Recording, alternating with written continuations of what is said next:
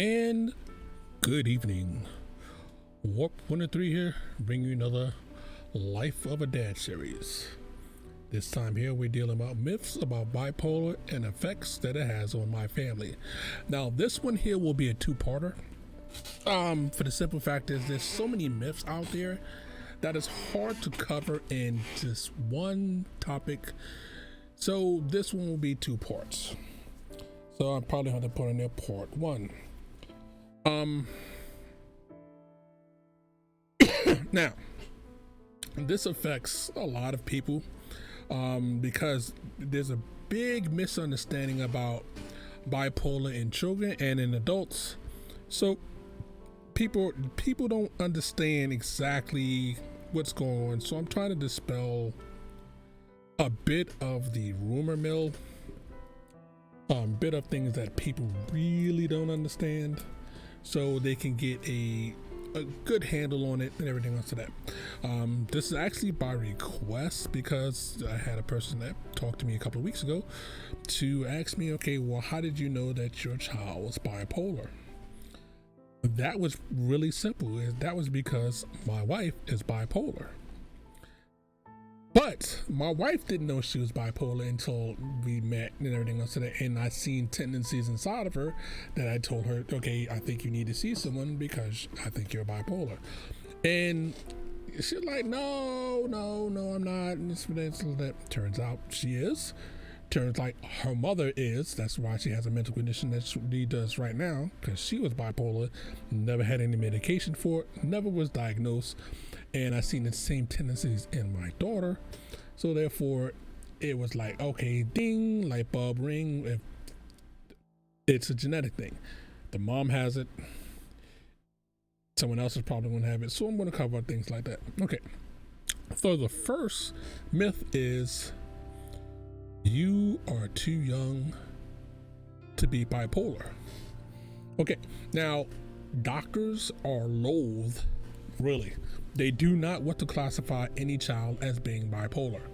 Literally, I had the doctor tell me and said that, well, a doctor, after the first doctor had already diagnosed my daughter as being bipolar, the second doctor came in because he was an older doctor. He's been around was around a long time. So therefore he knew the signs and the questions to ask, everything else like that. And plus, again, my wife was bipolar. Second doctor came in and said, okay, well, I don't think your child's bipolar. So did all the measurement tests and everything else to that, basically come to, well, it can be a depressive disorder, yes, but that doesn't explain the other symptoms that go along with it. So it's like you're too young to be bipolar, and it's the explanation of it. Bipolar disorder in children is possible. It happens. Just like in mine. It is often diagnosed in older children and teenagers, but bipolar can occur in children of any age. As an adult, bipolar disorder, bipolar disorder, can cause mood swings of highs, of hyperactivity or euphoria, mania, or lows of serious depression. So again, a lot of people don't really understand how bipolar works. They think it's one size basically fits all, and it doesn't. Now, again, in my case here, my child was diagnosed with it early, really early. She wasn't a teenager yet. She hadn't gotten it. Now, as a teenager, it's gotten worse because of the changes in her body and everything else like that. It made the situation worse because, of course, certain times of the month, the depression can set in more, or the opposite can happen, and she's slowly running all over the place.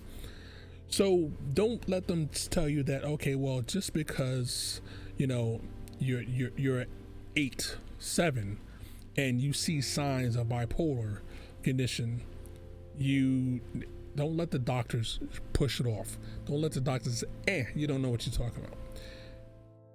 If you don't agree with their decision, find someone else. Now, if you have 2 or 3 doctors telling you the same thing, okay, then from there, you can basically think, okay, there's something else that could be wrong.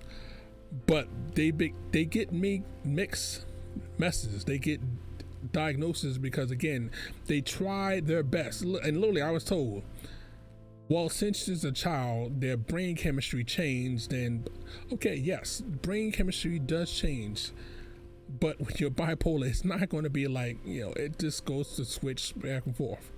That's not how that works. You either are or you aren't. It's not something that's going to go away. Okay, next thing up, because I've heard this too, and so that bipolar psychiatry is junk science. Basically, people are saying it's like that, it's just, especially older people, that look at your child and everything else today and figure out, okay, well, nah, the kids are being kids, or no, they'll be better. Nah, they're fine. No, you don't understand how the brain works. So therefore, they just push it off as nothing. It's no big deal. So this is what we say about this. Bipolar disorder, known as manic depressive. Now, this was the name that it was back in the day, back in the 70s and 60s and everything else, because they didn't have any rhyme or reason for it. So, okay, you're depressed. You're very depressed. Let's, lock you up if it was bad enough, so you wouldn't harm yourself and everything else. So it's a depressive disorder because one component is you're depressed. Then the next component is you're all over the place, like you have ADHD. So you literally go from leave me alone, I don't want to talk to you, I don't want to talk, to being a shut-in. When you're depressed, it's like you're in a cave and everything's trying to get you. To being the other side of that is everybody's still trying to get you, but you're manic about, okay, you get high anxiety. So this is not a choice. This is not something that you's like, okay, one day you're like, what, I'm going to be better today. That's not how that works. Other functional mental disorder, pseudoscience. Yeah, it's not a pseudoscience. This is something that's real. I'm going to come into how many people later on, how many people actually have this disorder, that have to deal with this on a daily basis. I do not have this disorder, but I have technically three family members, even though she's not, now she has dementia with my mother-in-law. I have my wife and my oldest daughter have this disease. It's draining to everybody else that's around you. And I go through the days where I just slowly like, oh my God, really? Wow. Ooh. Oh. Because let's go for example, when my wife's depressed, there's nothing I can say or do to make it better. But your heart is there and you want to help, but all you can do is stay in your corner, because if you push, it makes it worse. If they're on a manic thing, it's like you try to, okay, babe, calm down. Then that pisses them off when you're trying to wrangle them in when they're on the other side of the coin. So either way it go, I'm effed one way or I'm effed the other. But, you're stuck in the middle of that. And again, I have to deal with this twice and plus with the mother-in-law. So the other thing, so this is what they say is that if one twin has the disorder, the likelihood of the other twin is going to develop it as well, because it's genetic. Again, my wife has it. So as soon as I knew my wife had it and everything else, so that even though we already had a kid at that point, it was a possibility that any other kid that we had together could have the same disorder or some offshoot of it. Again, that would be Jaquez. He has an offshoot of it, again with his ADHD and everything else like that. And we'd already discussed my other children have issues as well. So it's a genetic component. It's not something that's, no, I'm going to feel better tomorrow. No, that's not how that works. Again, if one person has it in the family, so that most likely another person somewhere close to you is going to have it too. So just think about that. You probably know people that have the disorder, but you're like, I don't know anybody. No, you probably know a lot of people that actually have it. You just don't know they have it. Okay, next one is bipolar meds cause addictions. Okay, first and foremost, the medication that you're prescribed from the doctor for bipolar, for the most part, is not addicting. It's not something that it's like a fix. Oh, you got to have that drug and everything like that.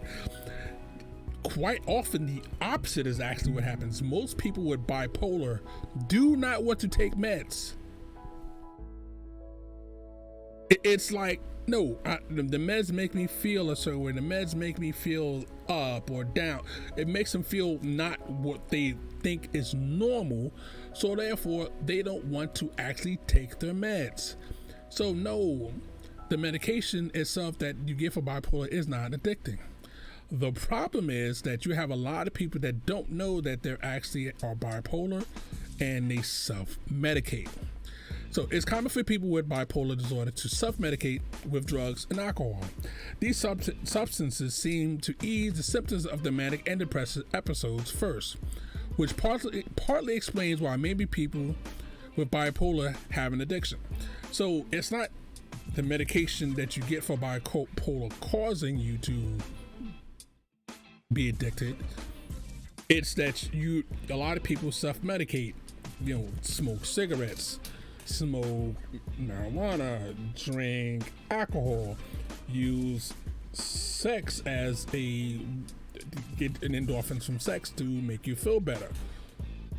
All these different types of addiction things so that are from the bipolar itself, not from the medication that the people are taking. Again, a lot of people are, they're feeling down for a long period of time, so that they'll try to take something to make themselves feel better. Be it, again, alcohol, weed, smoking like a chimney, it doesn't matter. Some addictive part of thing will actually manifest itself to try to get over whatever the system is. But the medication itself does not cause addictions. Again, most bipolar people do not want to actually take medication. It puts them out of their minds, or what they feel. Again, what they feel is their right mind, but it's just helping them. So that's another one now. No, and actually I'm gonna jump back to this one. My daughter, because I forgot to put in the family component. My daughter hates taking her medicine. Literally, even when she was young, as a teenager, you have to fight with her. Did you take your medicine today? Take your medicine. Make sure you take your medicine. You have to literally sit there and say this so many times that you blew in the face that she in my case, she's actually tired of hearing me say, "Did you take your medication?" Or mama actually taking medication. They don't want to take their meds. So I forgot to add that to the family component about how this actually affects my specific family. Okay. Bipolar, you don't need meds for that. Now, I've been told by, again, a couple of people that it's going to be fine if she doesn't take her meds and everything else. It's fine. Or, even bipolar people themselves saying, I don't need to really take my meds for that. I don't need counseling sessions and everything else. I'm fine. I don't really need it. No, bipolar disorder is not curable. There are many treatments and strategies that can help. During a manic episode, a person will feel happy, lots of energy. I can do anything. They feel like a super person. But you have to be able to manage that long-term condition. Again, I hear this all the time. You know what? I really don't. I don't feel the need. I really need to go see the psychologist. Go psychologist. Yes, you do. You need someone to talk to about this, because if you can't talk to me, and then again, or if you can't talk to someone else about this, so that you need someone to talk to that has a degree, that knows a little something that can help. You need to take your medicine. That way it can balance your moods. And the other thing is, your medicines have to be adjusted. This is not a one time, okay, you have a set of meds. I'm just taking these meds here, it works for me for life. No. Again, that's the reason why you need to talk to a psychologist, because they'll be able to see when your mood actually isn't right. Like, okay, no, you're doing stuff that really, no, that's not really appropriate. Your medicine has to be adjusted or constantly maintained so it can balance it out. Because again, as you get older, you know, your brain chemistry changes from lack of this nutrient, that nutrient that you used to get when you were a kid. Again, if you have it as a kid, your brain chemistry is going to change because you're growing, you know, and it's going to be all over the place. So you have to make sure you get your meds. So it's not a thing that you don't need meds for that. You have to have meds. You have to be able to talk to someone about that.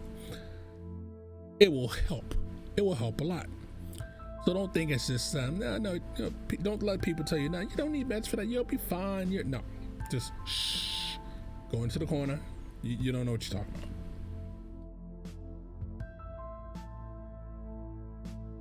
So you really have to be careful about what, and other thing, what you eat, drink. It can actually affect your brain chemistry again, because if you're trying to self-medicate, you know, with foods that are, because you know, chocolate gives you that, for a lot of people, not me specifically, gives you an endorphin high that, ooh, it's like having, you know, sex. Chocolate, that's not a substitute for actually taking meds.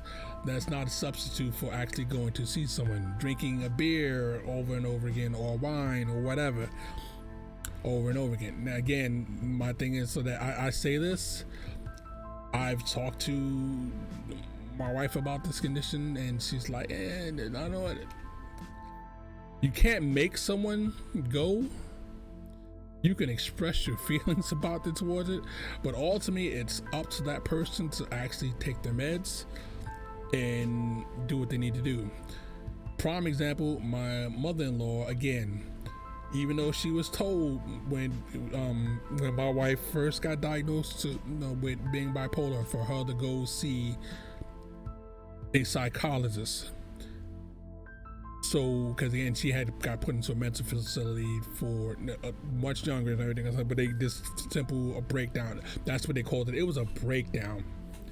She had 2 breakdowns when she was younger, but they never diagnosed her as bipolar. Because again, back in the old days, it's like, no, it's just a mental breakdown. You'll be fine. You'll be better. And nowadays, they know better, unless you get to a correct person that actually knows exactly what those symptoms are and be like, okay, no.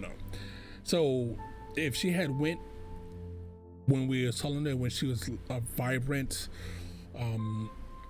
doing everything, working, all of for that, if I had to guess, if she had got those sort of medications earlier, she might not be in the condition that she is in right now, whereas basically she's old and frail and has dementia.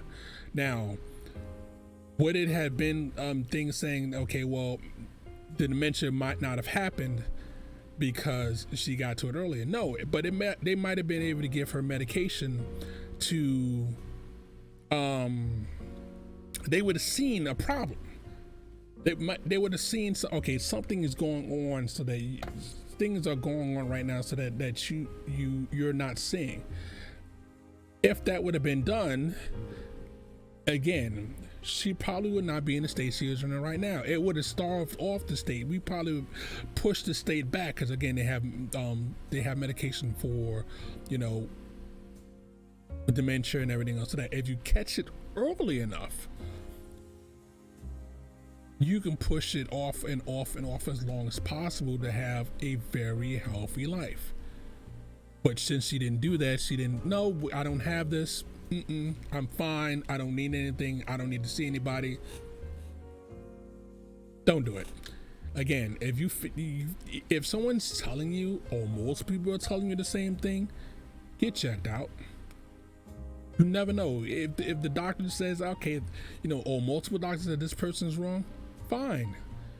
Okay, I went to the doctor. The doctor says you're wrong. But if you don't get checked out, you'll never know. All right, next up.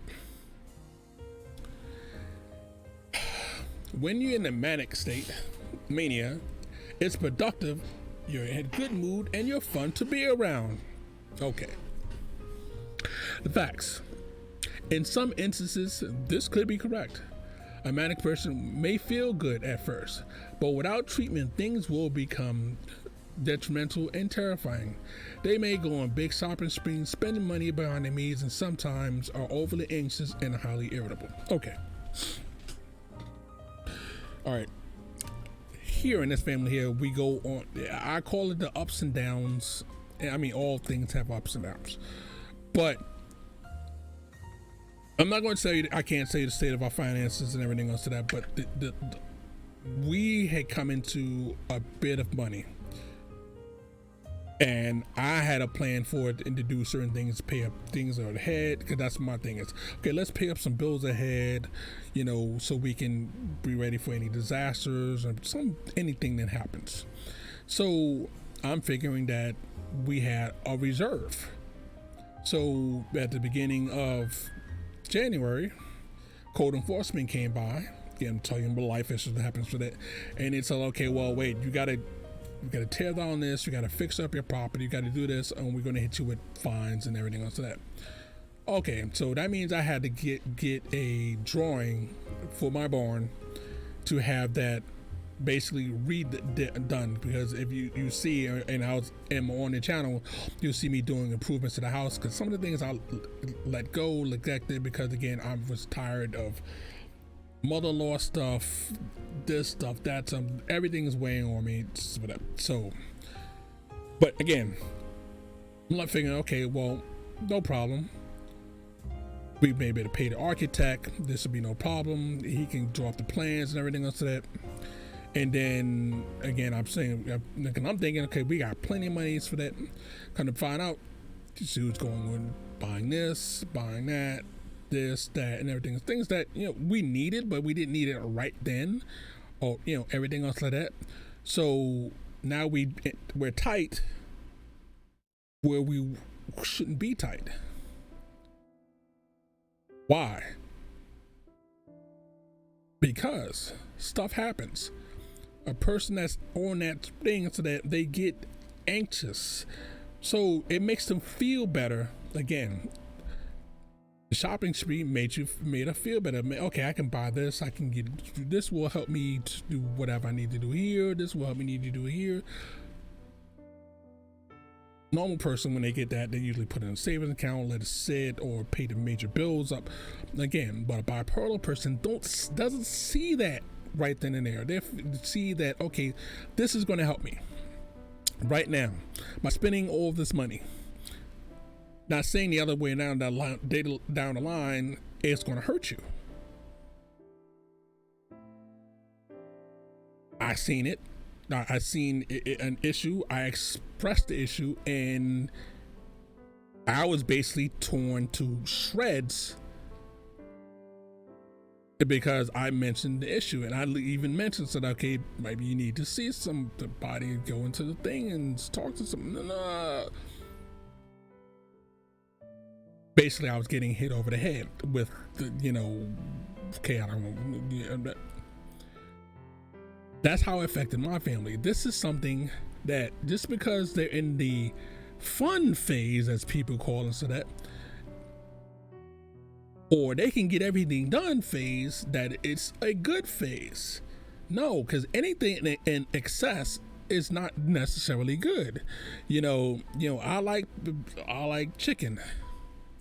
If I'm eating chicken, if I'm eating a plate of chicken, it's fine. If I'm eating 10 baskets of chicken in one sitting, that's not good. Again, you have a piece of candy, it's like, okay, 1, 2, 3, 4 pieces is good. But if you're having 10 boxes of candy, well, no, that's not good for you. So again, these phases come and go. It's not a snap thing that they're in it for a day. No, this period of manic can be weeks. Then till the other side of the coin flip, then they're like, okay, what the hell? How you?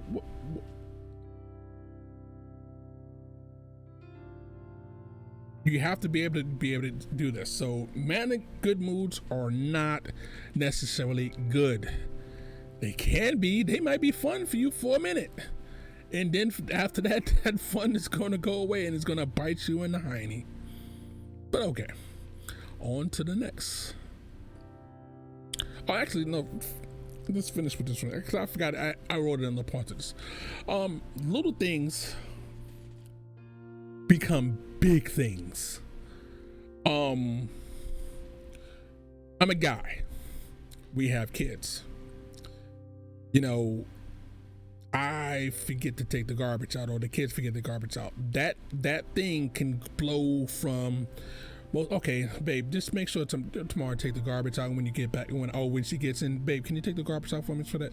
No, it's okay. You didn't do what I asked you to do. She'll snatch the garbage thing, take it out, and then mad at us for not doing it. Now again, I understand her being upset with us for not doing what she asked of us, but there's things that I've asked of her as well that haven't gotten done.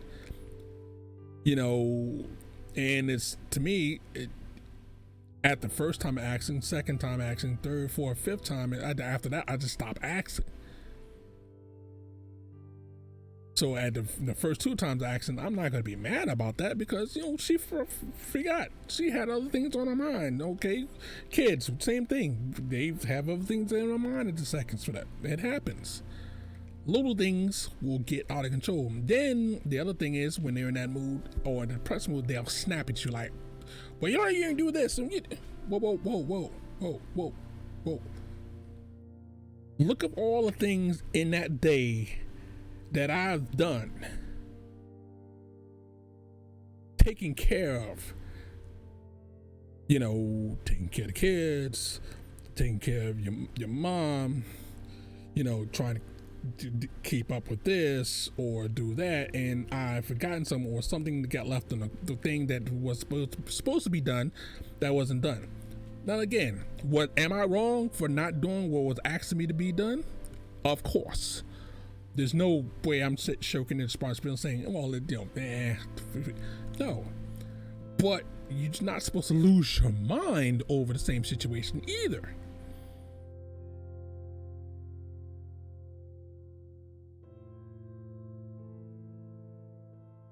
So it's a little bit of lost touch of reality of what you should look over, but like, okay, babe, no, that's fine, babe. You know, come in the house, can you take it out for me right now? Okay, cool, no problem.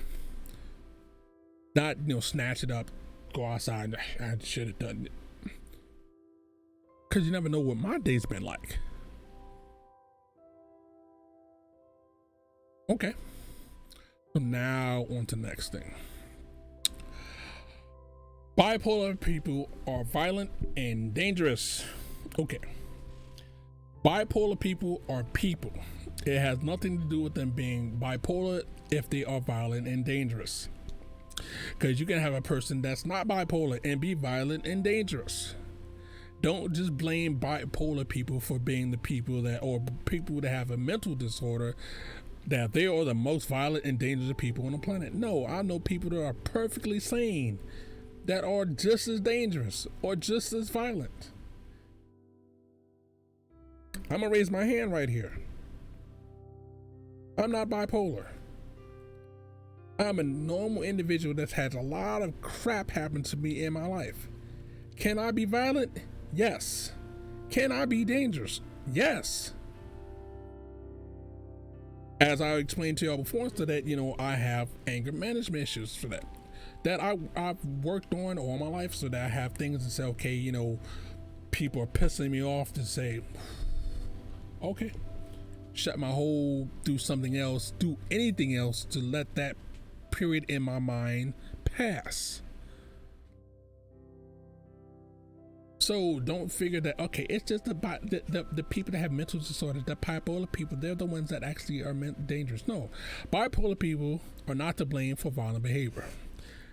People with severe mental illnesses are no more likely to be violent than anyone else, just like I just said. Unless they abuse alcohol, drugs or alcohol, studies have suggested. So the relationship between bipolar and violence largely comes down to substance abuse. So again, You don't have to be bipolar to, be violent. Again, if you are a drug addict, don't have bipolar, are you prone to be violence? Well, yeah, because you're trying to get that fixed.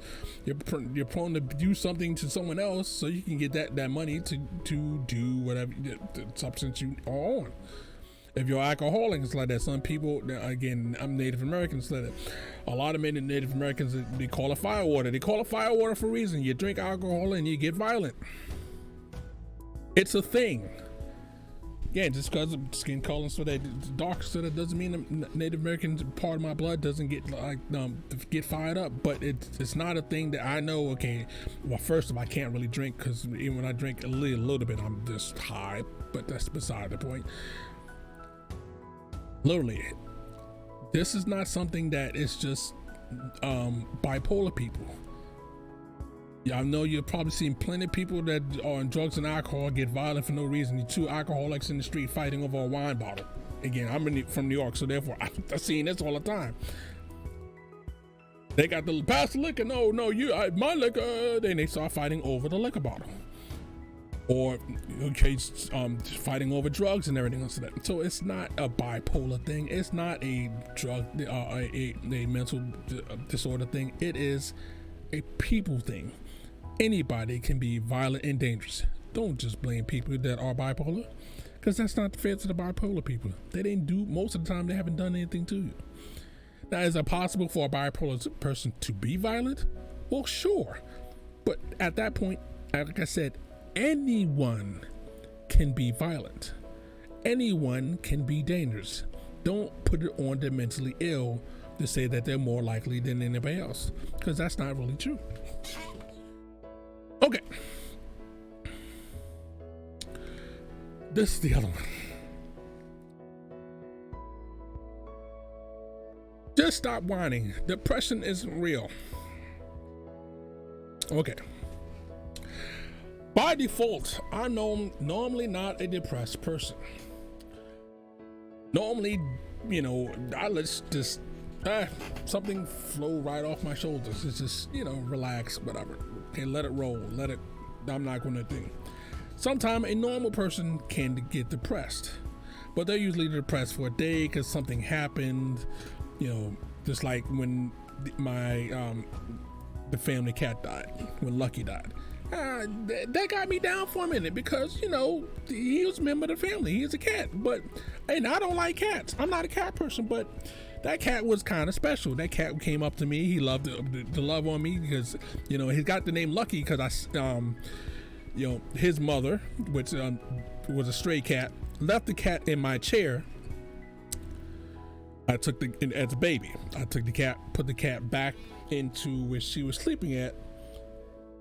So before I can even sit, get back from where I just put the cat down, I turn around, walk back to my chair, turn back around to sit down. She had already jumped in the chair, put the damn cat in my chair. It's like that. Now my chair, the chair that I had sunk in, and so you couldn't feel into for a second. Then I'm like, okay, I feel a little bump there. No. I just jumped up. Cat's there. I had to do CPR on the cat to make sure he's getting back breathing and everything. I sat on the damn cat because the cat already just moved 10 seconds before it's back in the chair. So we named her Lucky.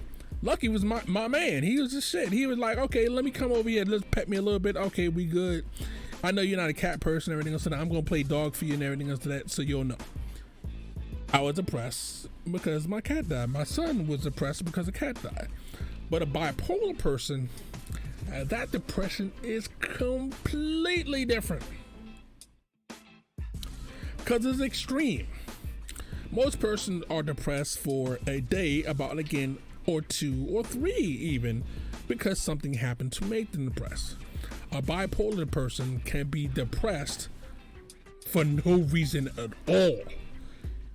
Everything could be cookies and cream going on. They could be making money hand over fist, over feet. Everything is going great for them. It's like that. But that depression's set in and the walls are coming to get them, and they're in a hole. So bipolar disorder, again, formerly called manic depression, causes extreme mood swings ranging from, again, so It ranges from you feeling Superman to you're in a cave and you don't want to be bothered by anyone. This isn't rare. This isn't like, okay, well, the bipolar person, it's probably 1 in 1 million and something like that. No, it's more common than what you think, but I'm going to cover that in just a minute. So complaining about not feeling well, having frequent headaches, stomach aches, and that their body's just not working right. It's not your body. You're not feeling well. Right now, my back is actually completely wrecked from, again, lifting my mother-in-law up a lot in each day to move her because she's flopping in different positions for that. Doing a lot of housework and everything else to that. So I should be depressed because my back is killing me. Literally, I'm in pain right now. My shoulder, I have really need to have a rotator cuff surgery, and I'm still working on my house and everything else with a basically a busted shoulder. Am I depressed about that? No. Stuff I gotta do. Get it done. Once it's done, I can sit back and relax. I'm making a video for you guys and everything else to that. Do I sound depressed? No. So it's not just your body doing that. It's a brain chemistry thing that's off. That's throwing everything out of whack. So don't think that just because, you have some issues. So that, again, another prime example, my wife's father just got part of his leg amputated, cut off. He was feeling down about that, and when it happened, because again, you're losing your limb and everything else, but he's not down forever. He's literally up and like, okay, well, I gotta do stuff. But a bipolar person, they're not gonna go up like that. They're gonna be bouts of them being down. I don't really want to do anything, or they'll go to work, function like they want to, but their relationship suffers and everything else is, and then the other happening. I'm the greatest ever. Taking pictures, doing this. Hey, don't I look great? You look great all the time. This is not new that you look great. You look wonderful all the time. Yeah, but I didn't feel like before. I felt like I was fat. I felt like I was not good. No.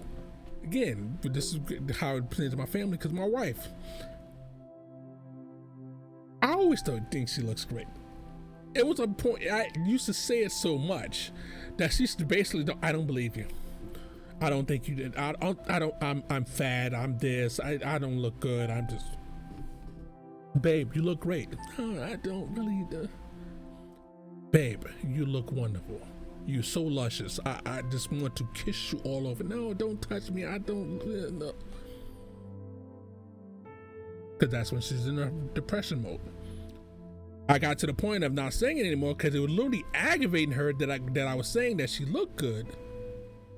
Because she didn't believe that what I was saying, that I was trying to trick her, which again, why would I, if I don't feel it, I won't say it. I'm not trying to trick you. I'm trying to tell you how much I love you. But that literally started arguments because, okay, no, you're trying to cheat or something. No. This is how it affects me, because again, it makes me wonder, it's like, what the, you sit there and have to sit there and just control because you don't want to say it's like that. Are you just, and the first thing that you really don't want to do is saying, are you nuts? Because that's just like saying the B word. Here's a grenade and you're just throwing it, and you know how that's going to work. Because you're feeling one way, you're trying to express your love and your admiration for that person, but when the person is in the manic phase, oof. So if you're with a person with bipolar and they're in the depression phase, I feel sorry for you. I feel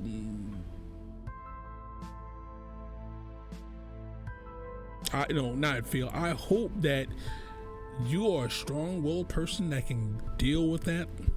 I've been dealing with it for so long and everything else to that, but even for me, it's a challenge at times. It breaks my spirit, and then from there I'm like, okay, but I shut my mouth because I can say things that will be hurtful, or you try not to be hurtful, but your own mood gets destroyed because you're feeling like, well, everything I say is coming out, ass backwards. Even though when you say it correctly, you're saying with meaning and feeling that you care for that person. It's just not going well. Same thing with my daughter. I love to say, good morning, baby. How are you feeling today? She's like, no, it's not morning, it's afternoon. Or if it's evening. Or, hey, how are you doing today? And so, it's not day, it's evening. I say good day because my mood's telling me, it's like, you know what? It's a good day. I got up this morning. I'm alive. I'm kicking. I'm surrounded by family. It's a good day. It's not the time of day that I'm actually thinking about. It's that the day itself is good. Good morning. That's a standard response. But my daughter's like, oh. That's the response I get. It's rare that I have where she comes to me and it's rare that she comes to me and says, hey, Daddy, good morning to you too. And so that, good day, mwah, kiss. Rarely happens. My wife, we kiss each other each day, each night. But the kiss tells how that day is even when it first starts. You go from the okay, no, that's not a kiss. That's not a kiss. Not in my eyes, not in my world. That's not a kiss. You can kiss the box like that. That's nothing. So you literally can tell even without the person speaking if they're on that high or if they're on that low. Look for it. So again, this is not something that stop whining, because this is real. This is what it is. There's nothing you can do about it but try to be there for that person. So back to this one here is, and again, most people think that bipolar condition is a rare condition. No. Bipolar affects 2 million adults in the United States alone. 1 in 5 has a mental condition. 1 in 5. Again, I have 5 kids. 1 has bipolar. 1 has ADHD. 1 has speech issues. Roll the dice. Got children. Each one of them,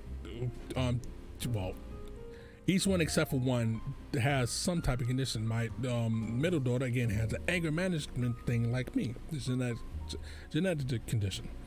So, again, bipolar, just bipolar alone, 2 million adults. So when people said, I don't know anybody with bipolar, you probably do, you just don't know you do. Because either A, they're going around undiagnosed and using drugs, alcohol, sex, religion, whatever devices, gambling, so many other things that they're doing to get that high to make them feel better about themselves when they're at that low, or they're so high that they're like, okay, why is that person bouncing off the walls?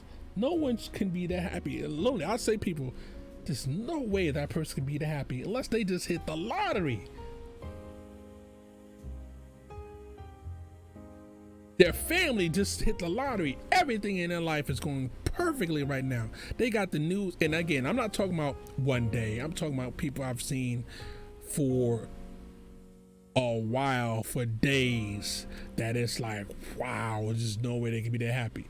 And then a week or two later, they're like, what the hell just happened to them? Did they just, Did life just kick him in the nuts? Did life just kick him in the gonads? What happened? They were just so happy, deliriously happy, a couple of weeks ago for a lot of time. Again. So yes, lots of people have bipolar. It's not rare. It's not nothing new. It's been around for a long time. They just actually got to what they know what it actually is. So, next myth, bipolar disorder is just mood swings, and everybody has those. You're right. I've already explained that you know, when my cat died, my mood went sour. When my wife is pissed off about me about some stuff, I'm pissed off too. You know, I get angry. That happens. Everybody mood goes up and down. But the thing is, the frequency of high and low disorder is very different for most other people. Again, you stub your toe, you're gonna be PO'd or mad or anything else like that, but that lasts for a short period of time. You're depressed about your cat, okay, you know, a couple of days later you're gonna start feeling better and everything else like that. You're still gonna miss your cat, your dog, your family member, whatever, so that something's gonna remind you every now and then. It's gonna put you in that mood that's gonna be like, okay, well, this is absolute ass. I just having a bad day or bad 2 days. But a bipolar person, that doesn't last just 1 or 2 days. It lasts for longer than that. You can't get out of that mood that when you're super excited. You can't get out of that mood when you're super low. People with bipolar disorder experience extremes changes in energy, activity, sleep that is not typical for them. Again, there was a period of time where my wife usually slept and I was taking care of the kids because she would sleep most of the day. Get up, be with us for a while, and say, okay, I got to take a nap. I'm not feeling well. I'm going. She lays back down. So it was just me taking care of the kids. Then she would get up, you feeling better? Okay, I'm feeling a little bit better for that. And this would happen for, again, not a day, not 2 days. Talking about 2 weeks. Then she would come out of it. And then the other side would go, well, I gotta be on the move. She would be up all the time, wouldn't get any sleep. She would literally be outlast me when it comes to actually being up and mobile. There's times right now she works that she can't sleep because she's so wired and everything else. So that's why I even bought her a comfort blanket to put on her so to help her feel like someone's there to sleep. I have insomnia, so therefore I don't go to sleep normally until 3 o'clock, and I get up until a couple of hours later. That's assuming I get any sleep at all. So again, my wife gets pissed off, mad at me, so that, well, you know, I feel like I'm always sleeping alone. What used to be back in the day, so that we would be to sleep together all the time, or you would be up with me late at night because you were so wired and everything else. So we'd be up doing stuff, talking, whatever, watching TV, and then we go to bed together. So now that that for a while she's been working, she has a study thing that she goes to bed at the same time every night. That doesn't necessarily mean she's sleeping. She does go to bed at the same time. She puts herself in a routine for her to sleep. But for me, again, I'm wired, so now I'm trying to go to bed with her, lay down for her for a little while to, you know. And so even though I'm up, it's basically I'm in bed all night doing the same thing, up, counting whatever, thinking about what I need to do the next day, what else I need, you know. So for a person with bipolar, it's like that, you know, you have excessive energy when times you don't really want it, or you'll have the other thing where you're sleeping all the time when you really don't, when you shouldn't be. It's a mood swing thing that happens over an extended period of time that, again, most people, again, get depressed about something. It's for, I'm going to say for a minute, but for a bipolar person, that's not a minute, that's days and weeks. So it's not typical. It's not normal. It's not something that, you know, the mood swings like everybody else. No, that's not what it's all about. It's too powerful one way or too powerful the other. That's what a bipolar person is. Okay, so this is the part of it that I'm going to explain to you. This is how you can differentiate between normal or not. A diagnosis of even a rapid cycling. Now notice it says rapid cycling bipolar disorder requires several days in a row of either a manic state or depressed state. Again, not several hours, not a day, one day, several days. That's why you have a psychologist clinic. They're looking for these group of symptoms and emotions, because emotions factor into a little bit, but it's not all about the emotion. It's about the symptoms that go with it. So you're not going to say, oh, you know what, tomorrow I'm going to be better. No, that's not how that works. Everybody wish it would work that way, but unfortunately, that's not how it works. All right. There is only one type of bipolar disorder. Nope. There's 4. You're classified in 4 different groups. Now I'm going to go over these groups so you'll know. Bipolar 1 is diagnosed when a person has one or more depressive episodes or one or more manic episodes, sometimes with psychotic features such as hallucinations and delusions. That's level 1.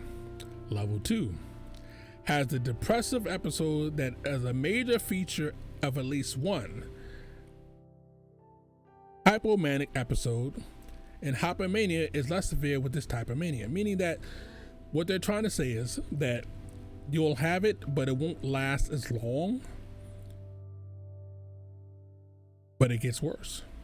A person with bipolar 2 may experience either mood congruent or non-congruent psychological symptoms. This is number 3. This is when they give you a new name to it. They don't even say bipolar 1 and 2. They give you a completely different name. Psychorhythmic disorder, as defined as numerous periods of hypo symptoms as well as numerous periods of depressive symptoms that last at least 2 years. 1 year in an adolescent, meaning that literally they're even super manic for a year or two. Sorry, for 2 years if they're an adult, 1 year if they're children or adolescents, meaning that they can be depressed completely for a year. Sorry, for 2 years. They are not. The world is ending for them for 2 whole years. Then the other side of that coin flips. For 2 years, they are the freshest pickle in the world. They can do anywhere. They're Superman. They're Superwoman. They can take on any job. You can put anything in front of them. They can take it on and bring it on. I can do this. I'm super. Seriously, I know some people that have this. So again, the depression can last for a long period of time. Not weeks, not months, but years. Okay. So you have to be. So you have, again, bipolar 1, bipolar 2, who congruent with psychological symptoms basically is bipolar 3. Because that's, again, you're having, this is the one where you're having people, you think people are talking to you or not, you're seeing things that are not really there or not. Now, you can have a milder case of that with bipolar 2, because unfortunately, my wife and my daughter falls in bipolar 2 category, and actually bipolar 2 or bipolar 3, they're on that border between the two. That's like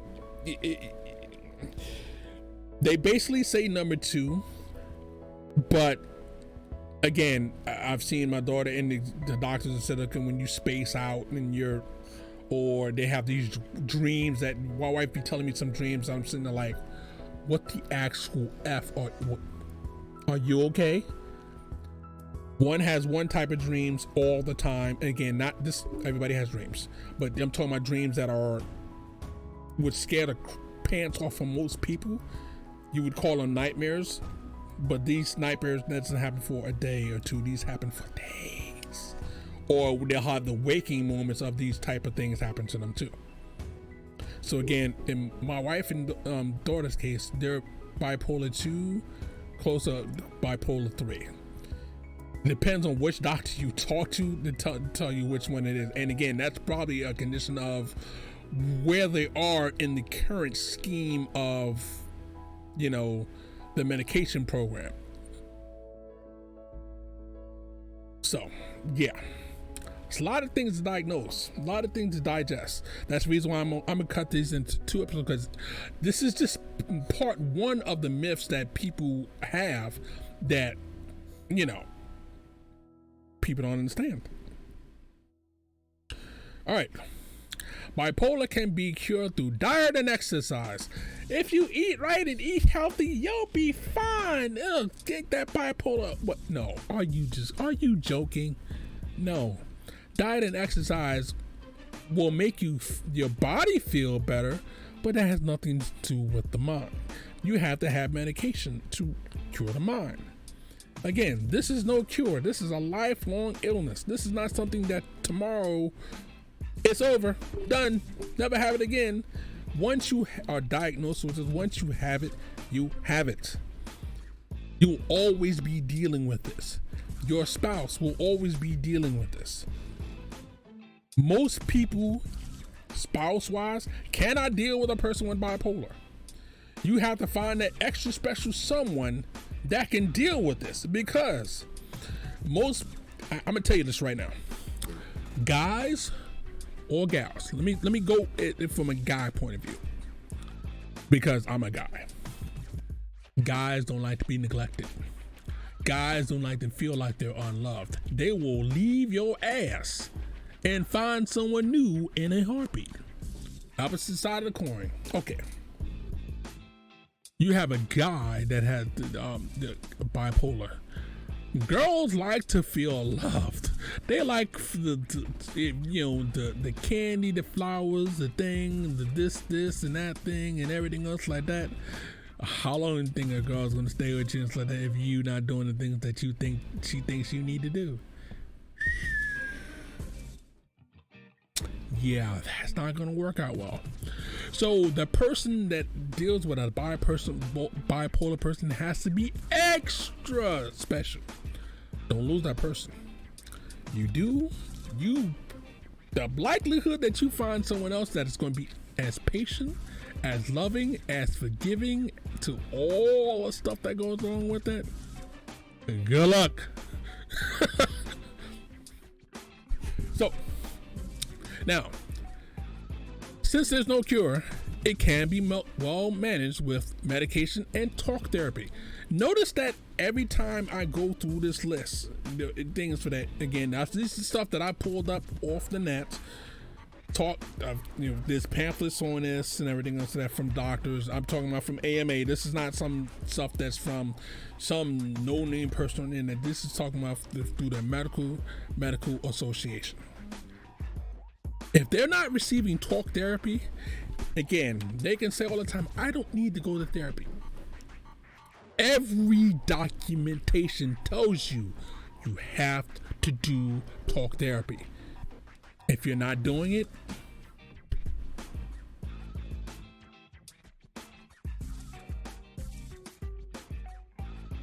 I don't know how many different ways to express that this has been said. Again, talk therapy is a part and participle of your condition. You have to do this. You have to have medication. Avoid stress. Okay, we have 5 kids. Stress is a daily thing. So that makes it just sort of worse, not better. So I deal with the stress of the kids slightly easy enough so that I can sometimes say, you know what, I'm gonna play my game, which I do. I'm gonna do this. I'm gonna watch a video. I'm gonna read a book. I'm gonna do something. You're not gonna get on my nerves. I can be around my kids 24/7. I don't get tired of them. I don't have to say, okay, well, I need to send them to a babysitter because they're getting on my nerves. No. Love each one of them. Love them to death. So I don't get tired of them. Now, can they get on my nerves? Oh, well, hell yeah. I'm human. Yeah, they can get on my nerves, especially when they don't do stuff that I told them to do and everything, or stuff that I'm, it's like, okay, well, I'm going to take a break. I'm going to make sure you do such and such a thing. I'm going to time my brain out, do this for that. And then when it doesn't get done, wife comes in, I needed this done. I told him to do it. Who fault is it? Still mine, because again, I checked out for an hour to let my brain say, rest. Cool. And normally that checkout time is not an hour. That checkout time is 15 minutes, because again, I got to turn over to, or if I'm reading something, I have to do like this. Watch this. I lean back in my chair, I read the screen, turn my eyes that way to make sure she's all right. Read the screen, turn my eyes right back there, it's all right. That's not, again, for your people that are listening on things, so basically I'm turning I put my chair in basically the middle position so I can see the screen and see my mother-in-law on the couch. So I know when she's leaning over, I know when she's doing something, I know when she's trying to pick something on the floor, eat something on the floor, trying to get a paper that she's not supposed to have, trying to swipe at the kids. Literally, my brain is split all day long between, and that's not even doing my screen or watching her in my break time. That's not including the time that I have to sit there and watch the kids, help the kids with their homework, check their lessons over, and make sure that they need to do is everything, so that put lunch on, so that sweep the floor, so that go to the door, so that when someone knocks and everything else, because I don't like the kids running to the door all the time, so that go outside to get laundry done, so that go inside so they try to make something for lunch, so that, or I have the kids put on for something. Literally, that's my day. I literally run through so many things in a day. It's crazy. So I should be super stressed, but most of the time I'm not. But for a person with bipolar to deal with that on a constant basis with 5 kids, woo!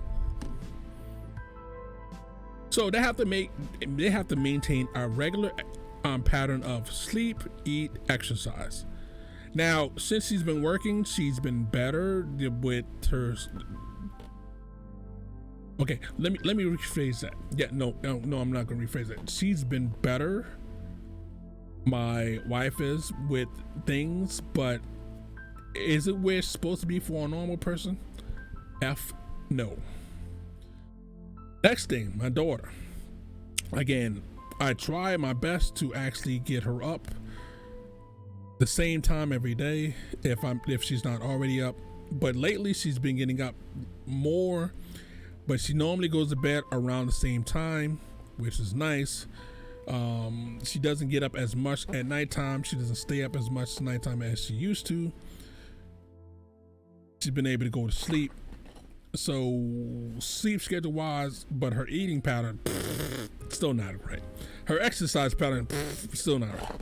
All the stuff you need to do to actually do that. Again, you have to have the talk therapy,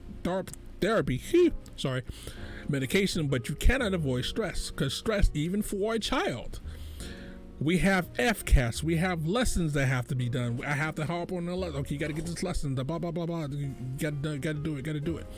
Literally. That is stressful for a child. I know it's stressful for a child. And again, I was a kid. Brain was super smart, excellent in school, just like they are and everything else like that. But yeah, certain times so that I effed up. It happened. I've never been later time, but later that it was again done, but still. So for a kid, you got to hop on their butts and everything else, so that adds stress. Lessons have stress. We have FCATs coming up soon, so I know my kids are going to be completely stressed out. So again, diet and exercise, it can help. It's part of the things that are recommended you do to help manage your bipolar, but just that alone ain't gonna do it. It ain't gonna happen. You got to sit there, and again, you got to take that medicine. You have to do talk therapy, and so that you're trying to avoid. You're not going to get rid of stress, but you can try to avoid stress. But you got to maintain a regular pattern: eating, exercise, and sleeping. Well, that's all I have for you tonight. We've been at this for an hour and 5 minutes. I would like to thank everybody that actually stayed, walked through this, and everything else like that. It's much appreciated. If you have any questions, of course, you can always put in the comments. If you're seeing this on YouTube and everything else, so that we go again, you can put in the comments. If you're just listening to this on the pod, so that you can actually look up Warp 103 on Facebook or YouTube.